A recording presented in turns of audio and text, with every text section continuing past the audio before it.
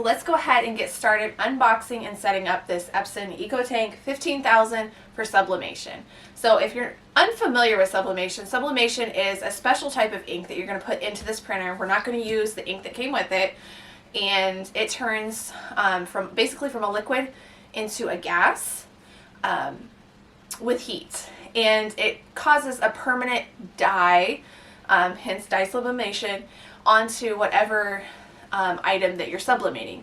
It does need to be polyester coated, so we often use a lot of things that are specifically made for sublimation specifically, or things that like garments that are very high in polyester or 100% polyester. So definitely do your research before choosing items to do sublimation on. We also want to make sure we are not putting this regular ink in our printer. So once we get to that point, make sure to set that aside. I just want to make special note of that. So let's go ahead and get this unboxed. I am going to be just kind of following mostly the setup instructions that come with the EcoTank printer, like I said, with the exception of the ink, and then we'll go ahead and get some test prints done on it and get a few things pressed just as samples so we can see the colors. Before we get started today, I did just want to say that you can always jump down to the description for any links of anything that you see here today. Also, I'll include chapters, and chapters here on YouTube allow you to jump to a specific section of the video that you're interested in seeing. So if you don't want to see all about the supplies, you just want to see how to print or just how to set up the printer, go ahead and jump to those. A couple more things before we jump in unboxing this printer. I will say that I selected Printer's Jack ink for the type of ink I'm going to put in my printer. There are many different options out there. Cosmos and Hippo are two of the ones that come to my mind that work well for the EcoTank printers. There are many others though. If you search Amazon or Google, you'll find many, or here on YouTube even. I chose Printer's Jack just because I've already used their paper with my previous sublimation printer.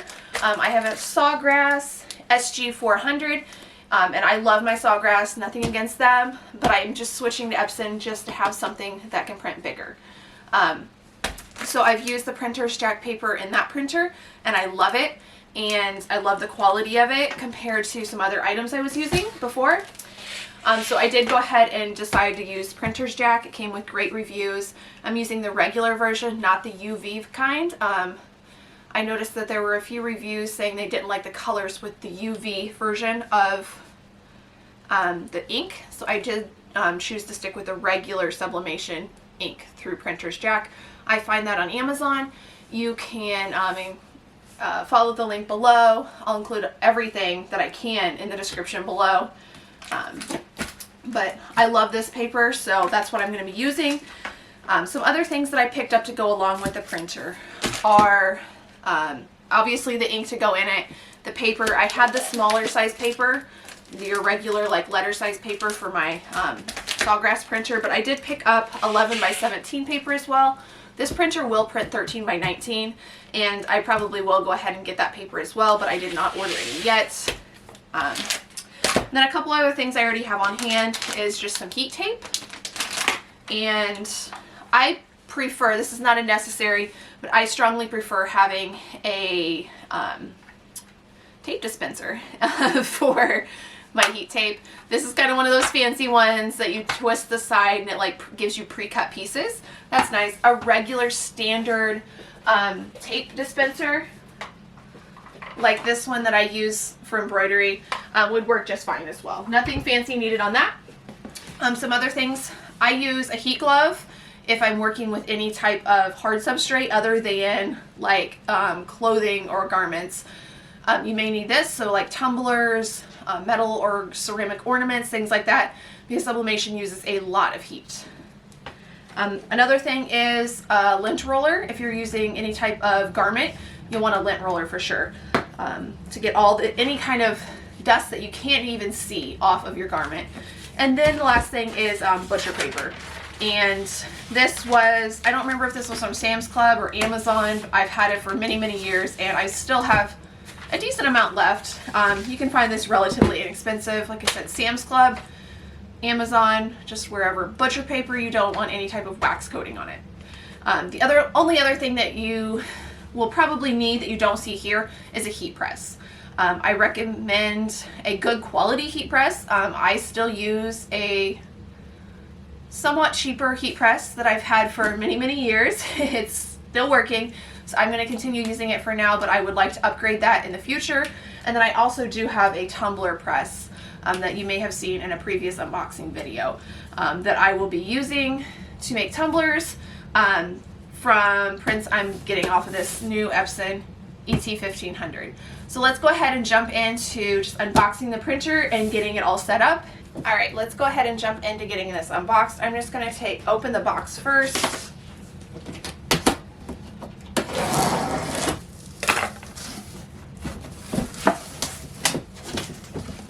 All right, we have just like the instruction booklet. We want to keep that for sure.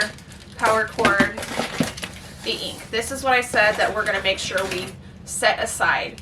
If you know someone that has an EcoTank printer, they probably love an extra refill. If you have an EcoTank printer that you use for regular printing, you could probably use it on that too.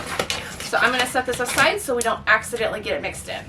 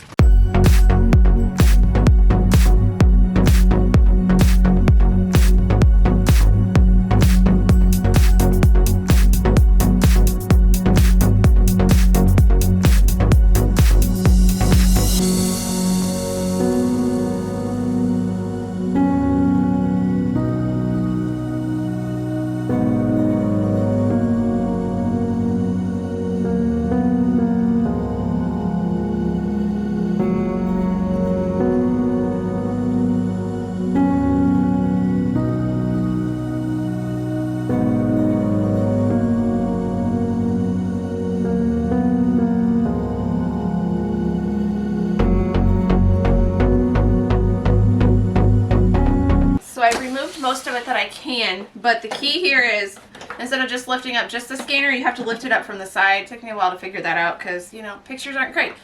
You're going to lift it up from the side, and it has this little locking mechanism. I couldn't figure out where that was or how to get it to engage, so you have to lift it up from the side. There's a separate like extra piece that lifts up with it. And then we're going to remove some of the extra tape in here. There's also some foam in here. This just keeps everything in place and safe while it's shipping.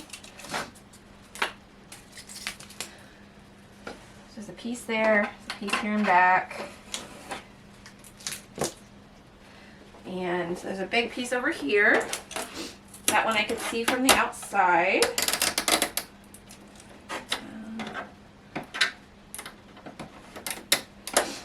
And it has a piece of plastic on it as well, like a corrugated plastic. And I think that's everything. Let me double check the reference guide. All right, so the next step is to go ahead and fill the ink.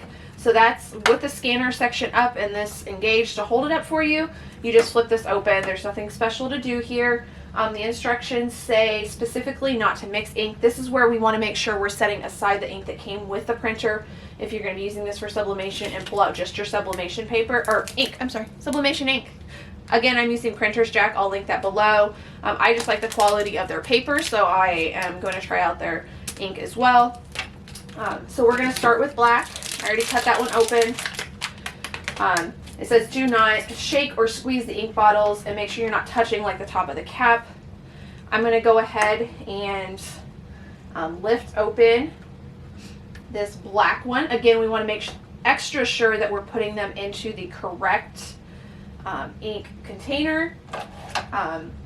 There is like just this little thing. It's going to guide it into there. There's only one way it can fit down in there.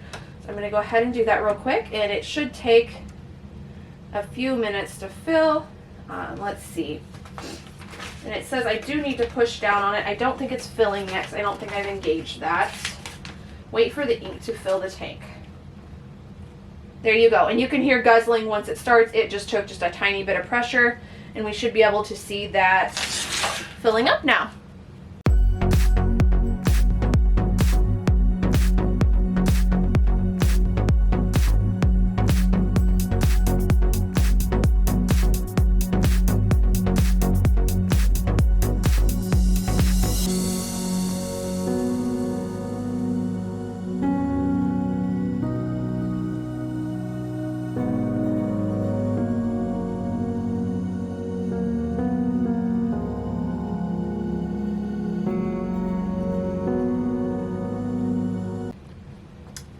Alright, so that took like a minute and a half or so to fill the black ink. It's up to this mark here, and it is stopped, and the ink bottle feels empty. That's why I shook it a little bit just to make sure. So I'm going to take that off, and I'm just going to quickly repeat this process for the other 3 colors. Again, I'm going to double check that I'm putting the correct color into the correct section, and then we'll move on after that.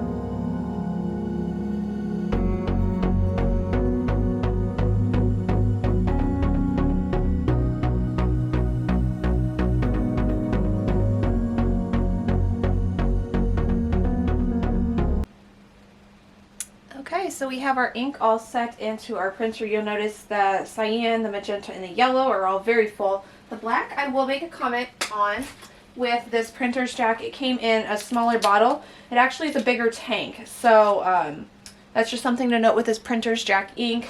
It was not the bigger bottle like if the regular Epson ink was. So that's why it's not as full. Also to know is there is some ink left in these bottles for the other 3 colors. Nothing for the black, of course.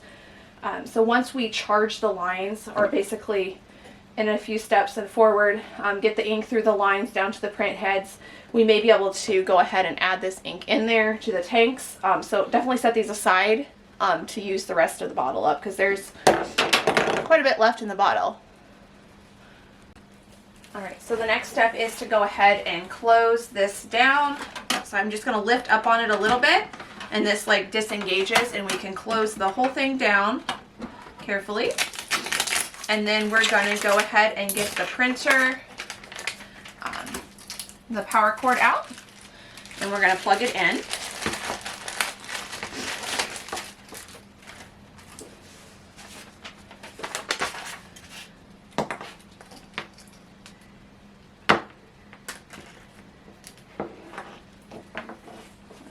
The power is back here in the back, left of the printer, and then I'm going to go ahead and plug that in.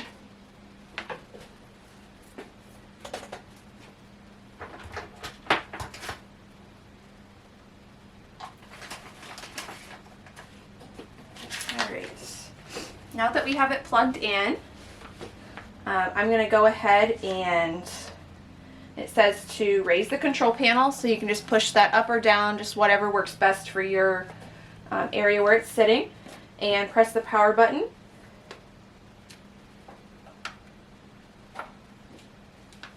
It's going to have you select your language, country, date, and time. Let's see, I definitely want English, USA for me. Daylight saving time, it is winter. Format, I want the month, date, year. That's how we use it here. So it is the date. Alright guys, so I'm not sure that you can read the screen, but it says, see the start here bundled with the printer or website to complete the initialization. And if you read your handy dandy instructions, which took me forever to figure out, it says when that pops up to press and hold this question mark help button for 5 seconds. So don't be like me and just pay attention to that part. Alright, when filling the ink, make sure not to squeeze the bottle. Okay. And it's going to start the initialization to confirm that the tank is filled with ink. And this is the part that it says it may take up to 10 minutes. It's going to charge and pull that ink through the tubing inside to get the printer ready. Once that's done, we can go back and add some of that extra ink into these tanks. And so as the instructions promise, that did take quite a few minutes, probably about 10 minutes that they warned of. So the next thing, it's going to have you go ahead, and this is the point where you could lift up the scanner again and finish filling those inks. You can see it dropped it just a little bit. So I'm guessing putting the rest of those ink bottles in there would probably fill at least the cyan, magenta, and yellow back up. The black, like I said, the printer's jack came in a smaller bottle than what actually filled up the black ink, but that's fine. I'm sure this is still going to last me quite a while, and if not, this ink is very inexpensive compared to what I'm used to with the Sawgrass. So I'm going to go ahead and go to the adjustments and just follow along on the instructions on here. I am going to use just some plain copy paper though, and not use my sublimation paper, just to do the alignment pieces of this. Align the printer to get the best print quality. So we're going to go ahead and adjust it now. Perform a print head nozzle check. So it doesn't tell me to go ahead and put ink paper in, but I'm going to go ahead and do that. When I first opened this up, there actually was still 2 little pieces of the blue tape that we needed to remove. And then you just have to remove this and adjust it out. Like I said, I'm just going to put in regular copy paper for now. There you go. Load your letter A4 size paper and go ahead and print. And I can go ahead and pull my tray out to catch that paper. So we'll go ahead and let that do that and see what it looks like. Alright, so we have the first print out, and you can see that there's a few lines there if it'll focus on that. Not too bad though. So we're going to go ahead and have it do the cleaning though, and say it's not completely clean, and then this should fix it up right. We can do this a couple times if needed. Like I said, the yellow, the magenta, and the black, the cyan's actually perfect. So we'll have that do that real quick, and then check it again. Alright, so that is the reprint, and I think it's much better. We're still missing just a little bit on the magenta, not much, and a few more on the blacks. I'm going to let this run one more time, and I think that should probably take care of it. If not, we'll probably just go ahead and proceed, because that's pretty good actually. Alright, third time seems to be the charm. There's just a teeny tiny little bit of lines missing there on the black, but not too bad. So I'm going to go ahead and proceed on that. The next thing it's going to do is says align print position to fix malalignment. I'm going to go ahead and let it adjust. It's going to, it asks for 4 sheets of paper. I'm sure there's still 4 sheets in there. So I'm going to click OK. It's going to print these. And then what it's going to have you do is answer just which line looks best. I'm going to let those print, and then we'll look at them together.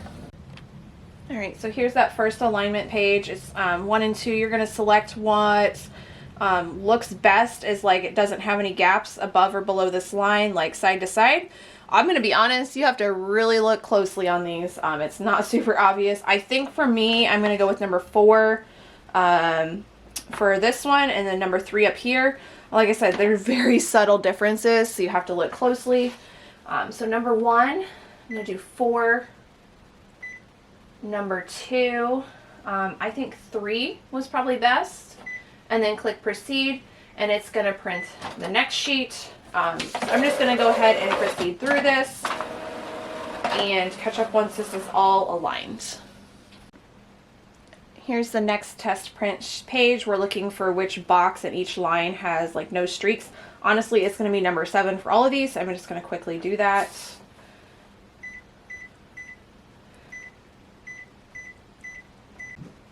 Here's our next alignment sheet, and I think I'm going to select number 5 for each of these. Again, these are very subtle differences. I had to really look closely. Much more subtle than the last test. So I'm going to go ahead and select those. And I said 5. And I'm going to print the 4th alignment test now. Here's the final alignment sheet that I should have to do. We're looking at which ones have boxes that are not overlapping. Again, super subtle differences. I had to really look closely to even see what they're talking about on mine. 6 and 7 both seem to work. So I'm going to go ahead and choose 7. I think that's the better option. And then we'll see if there's any other alignment setup I need to do. your print head alignment is complete, you can adjust alignment again at any time that you need, going through the maintenance settings. So we're going to select paper size and type for the paper source. Okay. I am going to, let's see, as paper in there now, but I am going to get out my, what is it, 11 by 17 paper and enter that into here. So the paper cassette down here at the bottom where I put in the just plain copy paper earlier to do the test printing is where you can put your 8.5 inch wide paper, like sublimation paper. You can do the 8.5 by 11. I think they have 8.5 by, what is it, 14. That can go in there as well, but just the 8.5 width. It doesn't have where you can adjust it wider in this tray. For that, we're going to have to use the back paper tray. So I'm going to go ahead and put some paper into this. Printer's jack paper has blue on one side, that's the back side, and then the white's the printing side. On the cassette for the 8.5 inch wide paper, you're going to put it in so that your printing side, the side you're going to print on, is facing down. Here's that. I'm going to push that in. So we have letter 8.5 inch paper. Okay. I'm going to skip the fax setup because I'm not planning on using this for a fax machine. Remind me later. No, you don't need to remind me later. And then in the back of this machine is a paper tray, and we'll move back there next. And that's where I'm going to load our bigger paper. I'm going to use the 11 by 17. It will take up to the 13 by 19 paper though. All right, now we're looking at the back of the printer, and this is the paper tray. This is where we can load bigger size paper. So how this works is you're going to pull this up. You're also going to notice inside there's two little things that we're going to move out. That may be blocked here in a moment, but this pulls up and then kind of comes out to rest. That's where our paper is going to sit. And then we can adjust these wide. You're going to put the narrowest width of your paper into print. I need to widen that just a little bit. On the back of the printer, again, our paper comes with the blue side on our specific paper. Some of them have, you know, printing on the back, some don't. You can just feel the difference, etc. But whatever it is, the printable side needs to be actually facing up in the back of it. And then we're going to adjust our things in, and it'll be ready to go. And then we'll set that up on the front of it. It's asking us already what size paper we have here. And so it's now asking us what size paper is in our paper tray. So I'm going to select that it is 11 by 17 and then close. We may need to change the paper type to something other than plain paper since this is just a little bit thicker. I believe a lot of people use like premium matte or presentation matte. I'll play with those settings, and I will do an updated video with the settings on that as well as color settings on the computer. For now, I'm going to leave it as plain paper though. And then that's all the setup actually on here. Now we need to install it on our computer itself and get it ready to print out our first test print. Alright, so at this specific part we're going to be working on my Windows laptop. If you have a Mac, this might be slightly different steps, but I went to Epson.com and I'm going to go to Support and Printers and then search by product name. I'm going to do ET-15000 and search. This is also all, and I'm going to select the most appropriate. I just didn't put the dash in. This will also all be found on the CD disc that came with the printer. My laptop specifically does not have a CD drive, so this is the easiest way for me.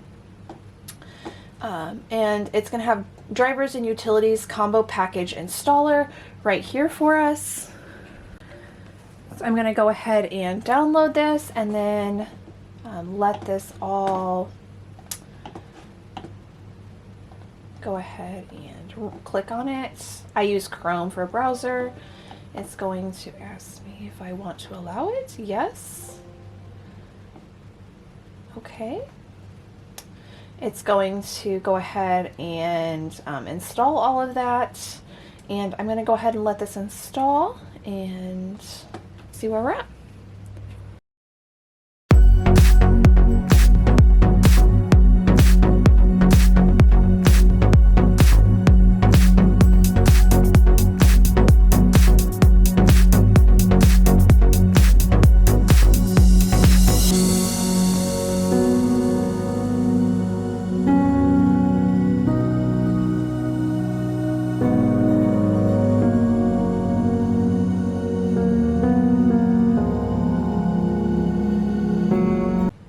So most of that's installed now.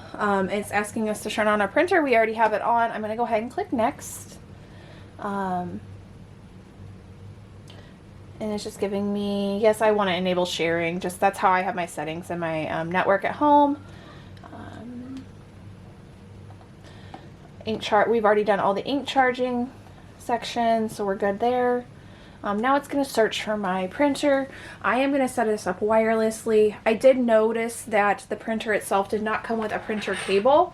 I've collected several over the years. So if you need a cable, you may, or you want to have it manually hooked up, or just have the option of doing so, you may just want to have a cable on hand. I'm going to do a wireless connection. Next, Wi-Fi auto connect. Yeah, let's go ahead and have it press. Okay, so on the actual printer, I'm just going to follow these steps. I'm going to click the home button and select the Wi-Fi recommended icon.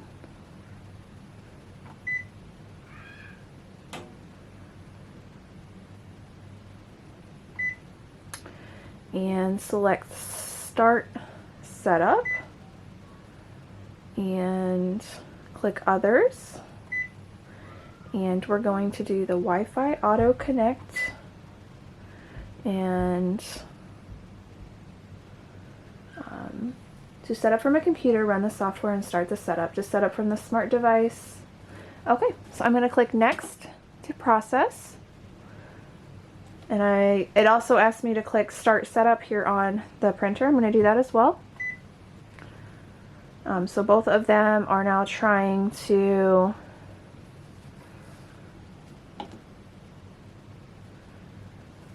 just match each other up. Okay, so just a quick update. This like auto connect did not work well for my internet or computer. I don't know which one, but on the actual printer itself, I just manually had it search for Wi-Fi, selected mine, typed in the password, and now it's all connected. So that was actually more simple for me. So I'm going to, let's click next. We're connected now. My computer, or the printer itself though, is now asking to do a firmware update. So it's going to have me select OK on the screen of the actual printer itself. Let's move slightly over to that. And I'm going to go ahead and have that do OK. You can register to Epson Connect. No, I don't want to do that. Customer research, I'm going to reject. I don't want to do that either. So now we're connected by Wi-Fi. Like I said, I just manually did that here instead of through the auto connect that it was wanting me to do. So if you're struggling with that, just go click on this and, find your actual internet and then type in your password, and it should be ready to go. Alright, we're picking back up with going to get our print actually from Photoshop over to our printer. So disclosure before we get going, once I opened this initial printer's jack paper that I showed you guys with the blue trim on it and the 11x17, it is very, very thin paper. I went back and looked on Amazon, and I think this is listed as the 105 gram. I had ordered the 120 or 125, I don't remember, and unfortunately I received this. This does not feed through this printer very well with this back feeder. I feel like maybe if it was something that, a type of printer where it could lay flat, it might work, but it did not work. So I do not recommend using the 105 weight of the printer's jack. I did go ahead and order 2 other options though, so we can work with those today. I ordered specifically, again, the 120 gram of the printer's jack 11x17 paper, and it feels, I took a piece out and it feels much thicker, so I think we should be good to go on this, but we will try it. And then I also ordered, just to be safe, the A-Sub paper. I've used A-Sub in my Sawgrass printer before, or yeah, Sawgrass, and it works well. So I ordered the 13x19. In the future, I'd like to do, maybe do some compare and contrast between different brands and weights of paper. So I just went ahead and invested in that. It's expensive paper, obviously, but I wanted to make sure I had something I knew worked, so we can go ahead and get some things printed on this printer today.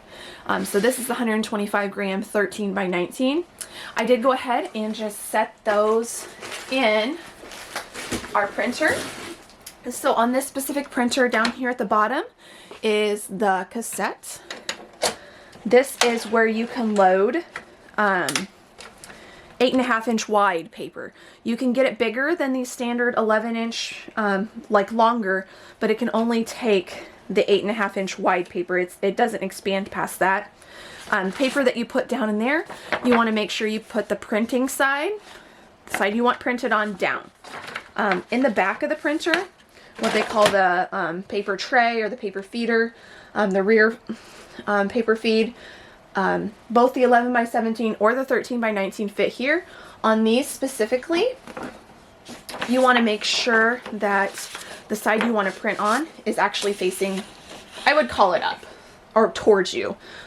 Most paper, you can tell there's either a color difference like on the printer's jack, or this A-Sub paper has it printed here on the back.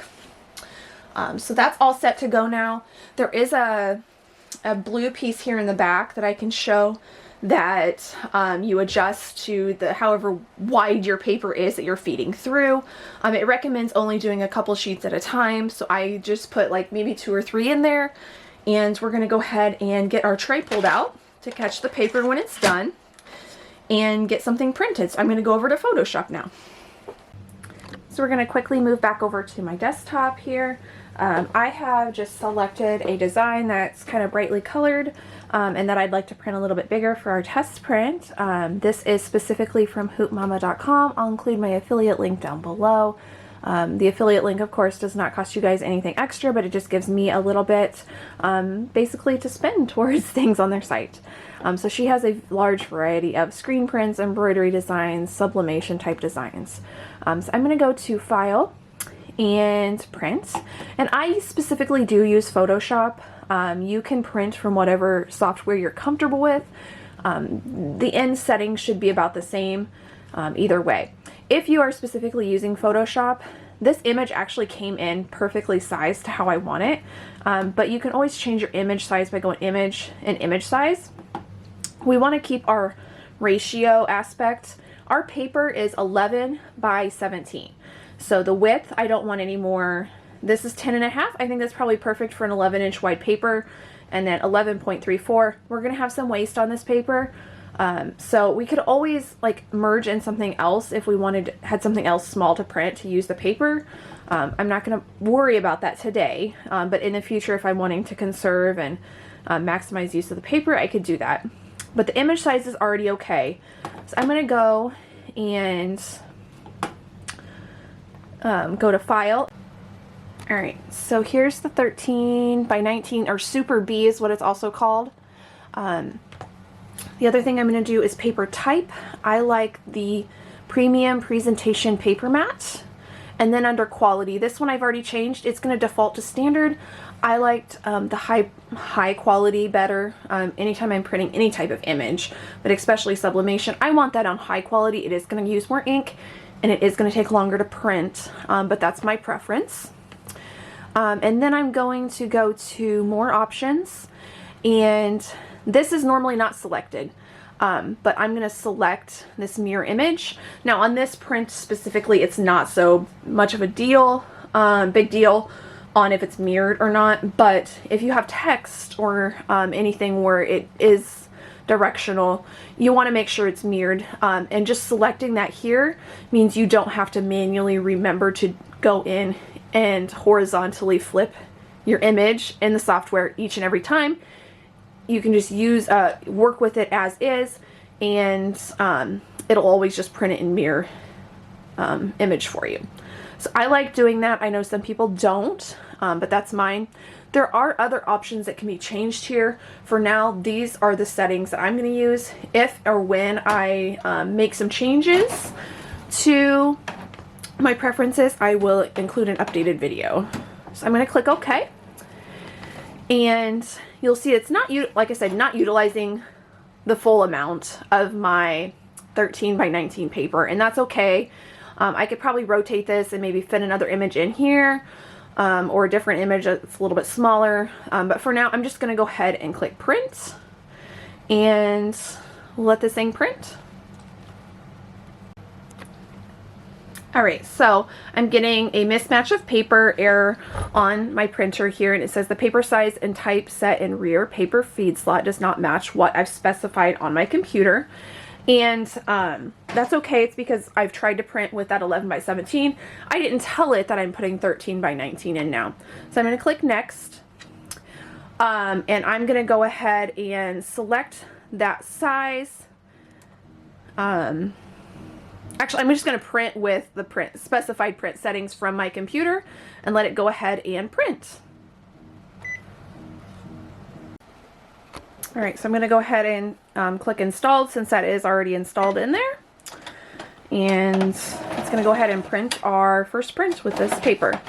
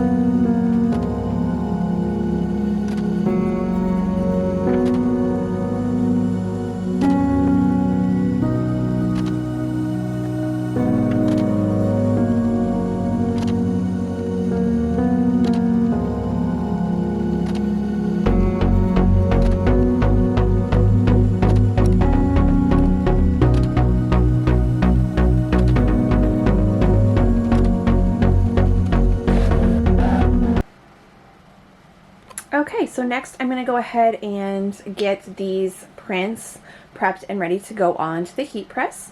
This is the 13 by 19 ASAP paper, and I did go ahead and print off the exact same thing on that 11 by 17 heavier weight printer's jack paper. I think it's 120 gram. I do have some 100% poly, just like jersey knit type of fabric to test on. I either got that at Hobby Lobby or Joann's, and I've cut up just 2 squares of that. Not very well, but they're cut. I have my heat tape here ready to go in my dispenser. This is from Amazon as well. And then I do have my roll of just plain butcher paper that I'm going to use. I either got this at Amazon or Sam's Club. I don't remember which. I've had it for a long time, and just now starting to really dip into it. So I'm going to go ahead and cut these down. Now, if I was putting these on a garment or any other type of soft surface, normally I would tear around the design, and that helps lessen the press edges on here, but we're just pressing it on test fabric, so I'm just going to go ahead and cut around it just so I can see where the design is. And then I'm going to cut 4 pieces of butcher paper, one for below the fabric and then one for on top of the paper, so we make sure we're protecting our heat press from any transfer of ink. And you always want to make sure you get new butcher paper, even if you don't see any ink on it, because you don't want to transfer that image that you may not even be able to see onto the next item, like I said, or onto your heat press. That would be not a good situation. So we're going to go ahead and get these all prepped, and then we'll get them pressed and we can see what the difference is.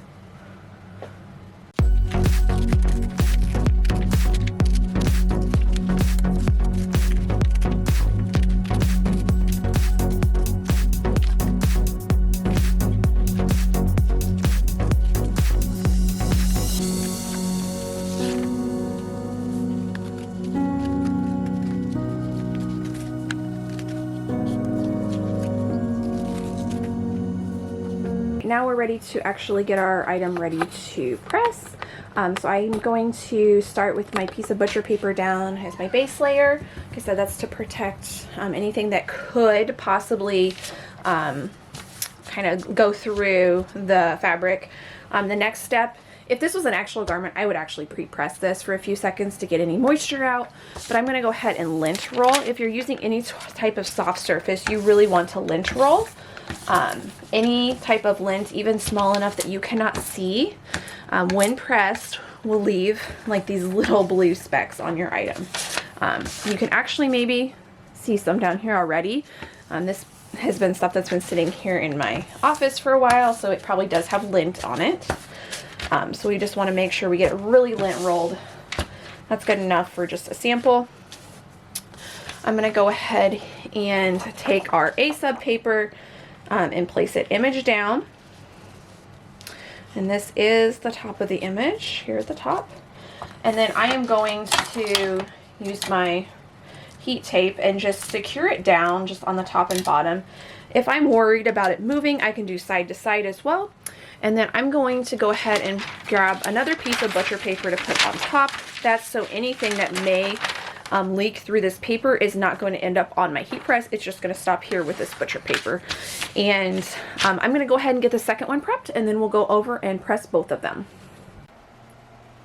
All right, we're over at my heat press now. This is an older heat press, and like from Amazon. It's probably 7 or 8 years old now, actually, but it does still function pretty well. The heat's pretty consistent. It doesn't have very consistent pressure, so that is something I'm looking to upgrade specifically this year to a much higher quality press. But for now, it gets the job done. So I'm going to go ahead and start the press now. With sublimation, especially on the soft textile items, you do not need a lot of pressure. I like to have enough pressure that I can't completely pull by hand the paper out from the press when it's completely closed. So I like to call that, I guess, light to medium. And the exact heat settings that you'll use on your heat press may vary. My preference, based on just testing I've done over the years, I like 385 degrees for about 60 seconds. Some people do a lower temperature and longer time, or higher temperature and shorter time. This is kind of where I found that this specific press works best for me, is at 385 degrees for 60 seconds. So I'm going to go ahead and get that started, and we'll see what this looks like once the countdown's done. All right, that press is done. So I'm going to open it gently to help prevent any ghosting. I'm going to go ahead and take this top sheet off. I'm always try to be a little bit careful so as to not like move anything underneath. And then I'm going to go ahead and very carefully pull this away. And you can see that came out nice and vibrant on this 100% poly. And I'll give you a closer look at that when we get the second press done. So I'm going to go ahead and take that piece of paper off because it's used now. I'm going to bring my printer's jack, heavier weight, 120 gram paper over. That's the one with the pink backing that did go through the printer. And we're going to do the exact same thing, press for 60 seconds, and then we will see if there's a difference between the two.